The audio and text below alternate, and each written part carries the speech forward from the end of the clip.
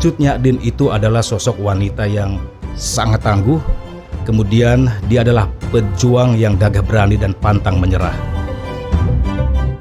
Kita bangga punya pejuang seperti Cut Nyak Dien.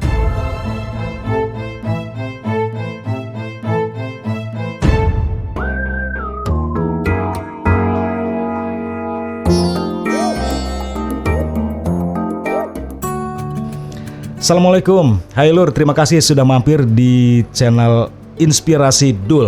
Ini adalah perdana sekali saya memberanikan diri tampil di depan kamera di channel saya. Karena hari ini adalah hari yang sangat istimewa, yaitu bertepatan dengan peringatan kemerdekaan Republik Indonesia yang ke-75. Ya, hari ini 17 Agustus 2020 pertama sekali saya muncul di Inspirasi Dul. Dan di hari yang istimewa ini saya akan menyajikan sebuah video dengan tema kepahlawanan, yaitu perjuangan seorang wanita asal Aceh yang dikenal oleh dunia bahkan sebagai pejuang yang tangguh, yang gagah berani dan pantang menyerah.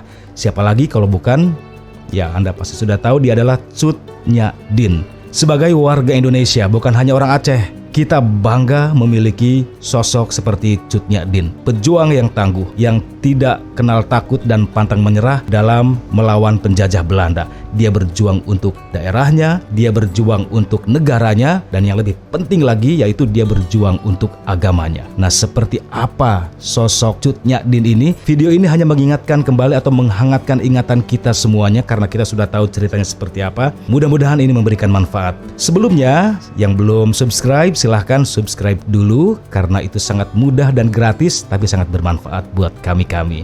Oke, ini dia video tentang heroisme seorang pejuang asal tanah Rencong Aceh, Cut Nyak Dien. Semoga bermanfaat.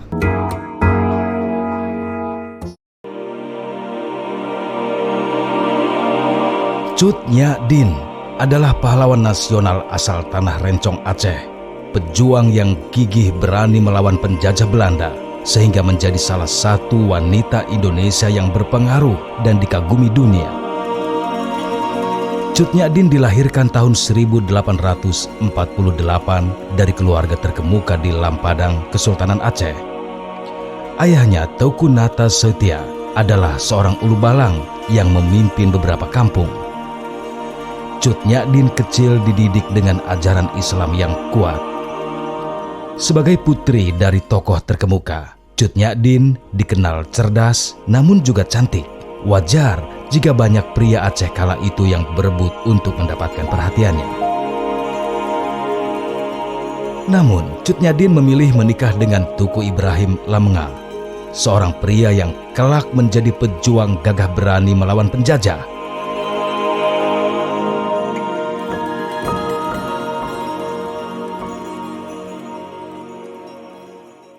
Dan berikut adalah 5 hal penting yang menunjukkan jati diri Cut Nyak Dien sebagai pejuang sejati.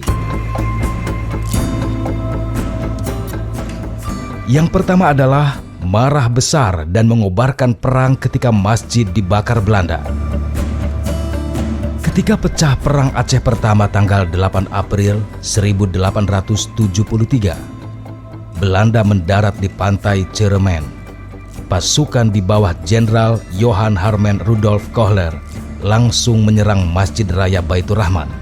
Kohler kemudian membakarnya karena menurut Kohler, masjid adalah markas para pejuang Aceh yang harus dimusnahkan.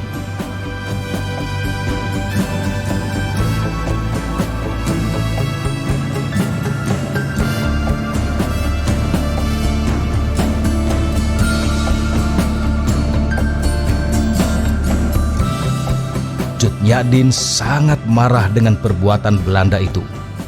Dia berteriak menghujat pembakaran Masjid Baitur Rahman. Wahai sekalian mukmin yang bernama orang Aceh, lihatlah, saksikan sendiri dengan matamu. Masjid kita dibakarnya. Mereka menentang Allah Subhanahu wa Ta'ala. Tempatmu beribadah dibinasakannya. Nama Allah dicemarkannya.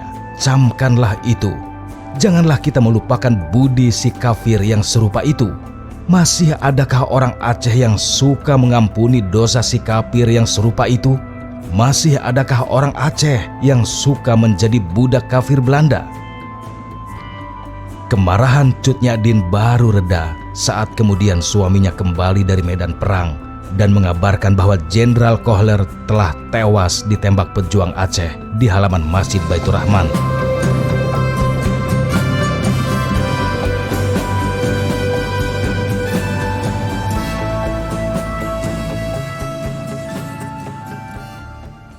Keistimewaan kedua dari Cut Nyak Dien adalah hanya mau menikah dengan pejuang.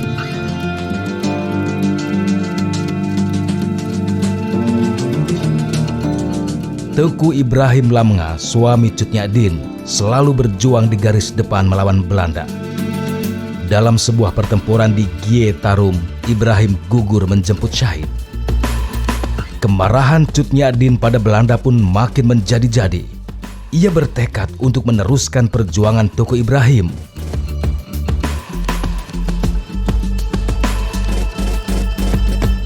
Kemudian Cut Nyak Dien menikah dengan Teuku Umar. Awalnya Cut Nyak Dien sempat menolak lamaran Umar. Namun saat Teuku Umar menjanjikannya boleh ikut berperang, maka lamaran diterima. Umar pun berjanji akan membantu Cut Nyak Dien membalas kematian Teuku Ibrahim. Perkawinan mereka digelar tahun 1880. Saat itu usia Cut Nyak Dien 32 tahun, sementara Teuku Umar lebih muda 2 tahun. Keduanya pun ternyata masih memiliki hubungan kerabat. Dari Teuku Umar, Cut Nyak Dien memiliki seorang putri yang diberi nama Cut Gambang. Pernikahan ini menambah semangat rakyat Aceh.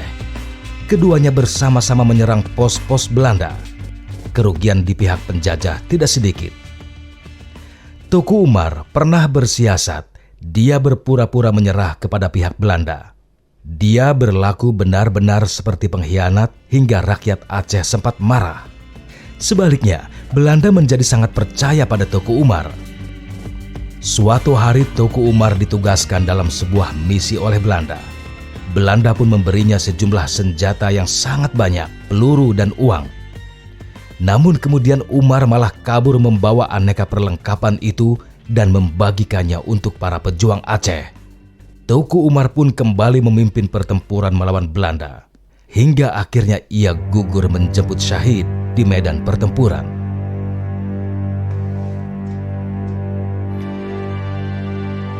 Sikap ketiga Cut Nyak Dien adalah selalu tegar, bahkan tidak menangis untuk orang syahid.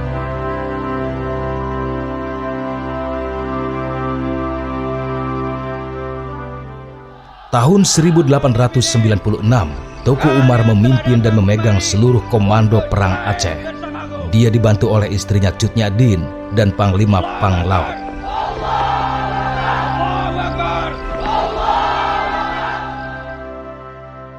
Pertama kali dalam sejarah perang Aceh, tentara Aceh dipegang oleh satu komando. Namun dalam sebuah penyergapan di Melaboh, Teuku Umar disergap oleh pasukan Belanda. Saat itu ia dan pasukannya tidak siap menerima serangan.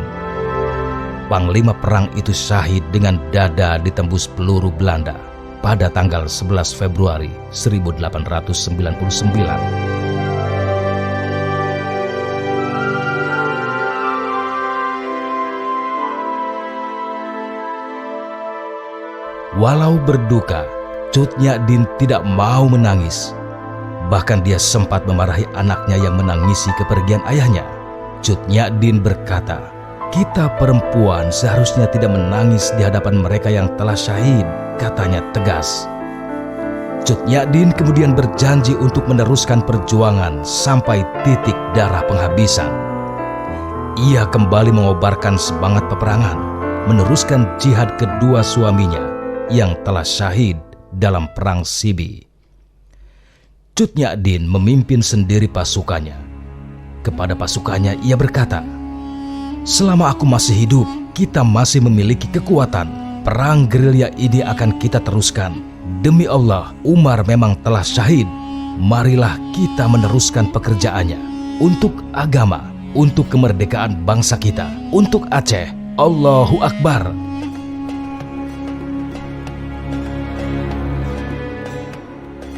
Keistimewaan keempat Cut Nyak Dien, ia berani melawan Marsose, pasukan elit Belanda.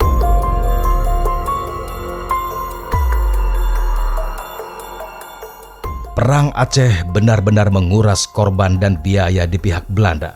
Pasukan reguler Belanda atau KNIL, mereka terpaksa membentuk korps khusus atau yang disebut dengan Marsose. Marsose dipilih dari pasukan KNIL yang terbaik, jago tembak dan ahli berkelahi dengan pedang dan tangan kosong. Jika pasukan KNIL terbiasa bertempur dalam unit besar, Marsose ini bergerak dalam unit kecil, sekitar 20 orang. Sejarawan militer Patrick Matanasi menulis, Marsose bersenjatakan kelewang dan bedil pendek atau karaben. Mereka tidak tergantung angkutan militer dan terbiasa berjalan kaki menembus pegunungan dan hutan rimba di Aceh. Marsose juga tidak tergantung pada jumlah peluru. Mereka lebih memilih bertarung dengan senjata tajam seperti para pejuang Aceh lainnya. Konon, inilah cikal bakal pasukan komando pertama Belanda. Namun Marsose juga sangat kejam. Padahal sebagian besar anggota mereka adalah orang pribumi dari daerah yang telah ditaklukkan Belanda seperti Ambon, Manado, Jawa, Sunda. Marsose menebar teror hingga rakyat Aceh ketakutan untuk membantu pejuang. Saking kejamnya pasukan elit ini, bahkan sejumlah orang Belanda sendiri juga merinding mendengar kelakuan tentaranya itu. Pasukan elit ini juga yang menyergap dan membunuh Tuku Umar, pejuang wanita Aceh lain. Cut Metia juga syahid saat berhadapan dengan Marsose. Keistimewaan kelima Cut Nyak adalah menolak menyerahkan diri pada Belanda.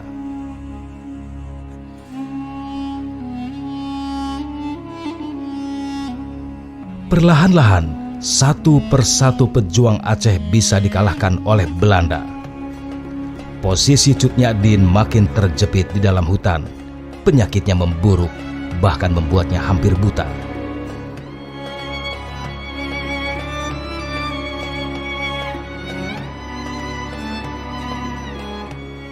Salah satu anak buah Cut Nyak yang juga kepercayaannya yang bernama Pang Laut melaporkan lokasi markasnya kepada Belanda karena ia merasa iba dengan kondisi Cut Nyak. Dia meminta Belanda memperlakukan Cut Nyak dengan hormat.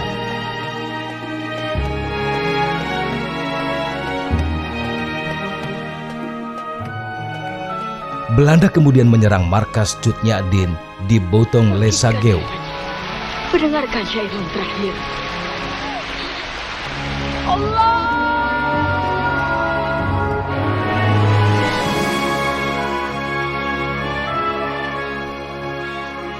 Saat pasukannya dikalahkan, Cut Nyak meludahi Pang Laut.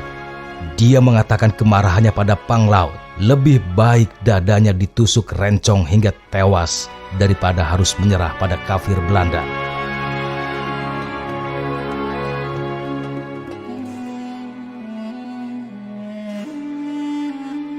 Setelah ditangkap, Cut Nyak dibawa ke Banda Aceh dan dirawat di situ. Penyakitnya seperti rabun dan encok berangsur-angsur sembuh. Cut Nyak akhirnya dibuang ke Sumedang, Jawa Barat. Karena Belanda khawatir jika wanita kuat ini dikembalikan ke Aceh, maka akan kembali mengobarkan semangat perlawanan rakyat Aceh. Pada tanggal 6 November 1908, Cut Nyak meninggal karena usianya yang sudah tua. Nama Cut Nyak kini diabadikan menjadi nama Bandar Udara Cut Nyak Nagan Raya di Melabo. Cut Nyak merupakan wanita muslim berpengaruh dan kisahnya tidak kalah dengan tokoh perempuan paling berpengaruh lainnya di dunia.